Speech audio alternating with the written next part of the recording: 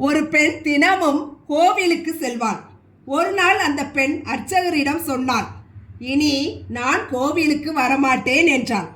அர்ச்சகர் ஏன் என்று கேட்டார்.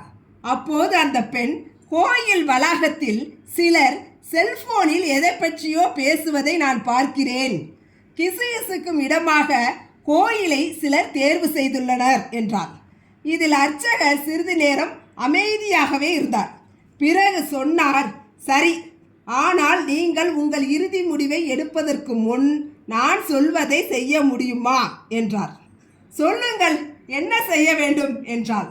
ஒரு கண்ணாடி குவளையில் தண்ணீர் நிரப்பி 3 முறை கோவில் வளாகத்திற்குள் வலம் வர வேண்டும். ஆனால் தண்ணீர் தழும்பி ஒரு சொட்டு கூட கீழே விழக்கூடாது என்பது நிபந்தனை என்றார். என்னால் இதை செய்ய முடியும் என்றாள். பிறகு சிறிது நேரத்தில் அந்த பெண்ணும் இதையே செய்தார். அதன் பிறகு கோவில் அர்ச்சகர் பெண்ணிடம் 2 கேள்விகள் கேட்டார்.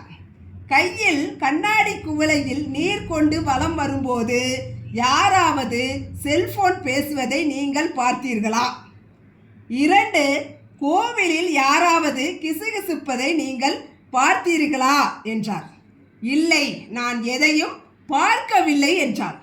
நீங்கள் வலம் வரும்போது உங்கள் கவனமெல்லாம் கண்ணாடி குவளை மீதுதான் இருந்தது. அதனால் தண்ணீர் சிந்தாதபடி உங்கள் கவனம் இருந்ததால் நீங்கள் வேறு எதையும் கவனிக்க இயலவில்லை. நீங்கள் இனி கோவிலுக்கு வரும்போதெல்லாம் தெய்வம் மீது மட்டுமே கவனம் வையுங்கள். அப்போது எதையும் காண முடியாது, எதுவும் உங்கள் கண்ணுக்கு தெரியாது, எங்கும் தெய்வம் மட்டுமே தெரியும் என்றார் அர்ச்சகர்.